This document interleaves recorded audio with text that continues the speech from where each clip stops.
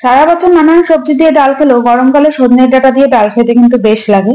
আর এই ডালটা খেতেও খুবই ভালো হয়। তার জন্য প্রথমেই সজনের ডাঁটা কেটে নিচ্ছি। এখানে 4-5টা সজনের ডাঁটা নিয়েছি, বেশি কিন্তু সজনের ডাঁটা দেবো না। সজনের ডাঁটাগুলো কাটা হয়ে গেছে।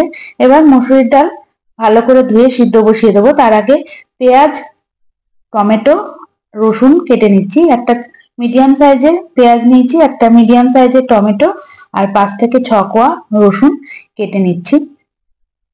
টমেটো গুলো একদম ছোট ছোট করে কাটবো না, যাতে একটু আস্ত থাকে সেইভাবেই টমেটো গুলো কেটে নিচ্ছি। আর রসুন গুলো একদম বেশি মিহি করে কুচাবো না, এইভাবে গোল গোল করে রসুন গুলো কেটে নিলাম। তারপরে ডাল ধুয়ে নিচ্ছি, মসুরির ডাল ভালো করে ধুয়ে এবার পরিমাণ অনুযায়ী জল দিয়ে সিদ্ধ করতে বসিয়ে দেবো। চাইলে প্রেসার কুকারেও ডালটা সিদ্ধ করে নেওয়া যায়। সেক্ষেত্রে ডালের ওপরে যে ফেনাটা পড়ে সেটা 2 থেকে 3 বার ফেলে দিয়েই প্রেসার কুকারের ঢাকনাটা আটকাতে হবে। ডালের মধ্যে যে ফেনাটা পড়ে সেটা খেলে বলে ইউরিক অ্যাসিডের ব্যথা বাড়ে, তাই জন্য ডালের ফেনাটা ফেলে দিতে হবে। ডালটা সিদ্ধ হতে হতে যে সজনে ডাঁটাগুলো কেটে রেখেছিলাম গরম জলের মধ্যে 2 থেকে 3 মিনিট মতো ভাপ দিয়ে নিলাম। তারপর জল ছেঁকে নিয়েছি, সিদ্ধ করব না, জাস্ট 2 থেকে 3 মিনিট ভাপ দিয়ে নিয়েছি। এদিকে ডাল সিদ্ধ হয়ে এসছে, পরিমাণ অনুযায়ী জল দিয়ে দিয়েছি, স্বাদ অনুযায়ী চেরা কাঁচা লঙ্কা দিয়ে দিলাম, লবণও দিয়ে দিয়েছি আর দিয়ে দিলাম 1 চামচ হলুদ গুঁড়ো, দিয়ে খুব ভালো করে মিশিয়ে নিচ্ছি।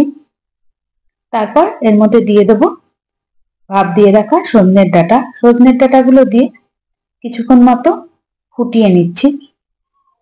আস্তে আস্তে ফুটতে শুরু করে দিয়েছে।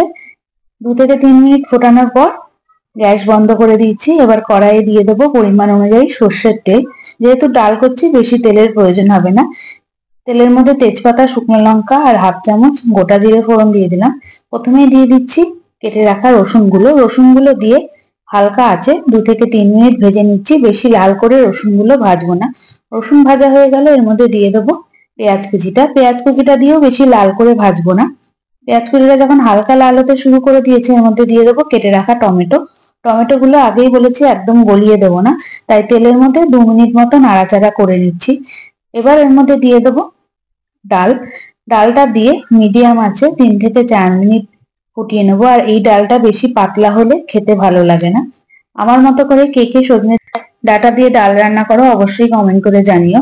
এবার এর মধ্যে দিয়ে দিলাম স্বাদ অনুযায়ী চিনি, দিয়ে বেশ খানিকক্ষণ মতো মিডিয়াম আছে ফুটিয়ে নিচ্ছি। খেয়াল রাখতে হবে যে ডাঁটাটা যেন বেশি ভাপ দেওয়া না হয়ে যায়, তাহলে কিন্তু গলে যাবে আর সবুজ রংটাও চলে যাবে। এবার কিছুক্ষণ ফুটিয়ে আমি গ্যাস বন্ধ করে দিলাম। তাহলে তৈরি হয়ে গেল সজনের ডাঁটা দিয়ে মসুরির ডাল।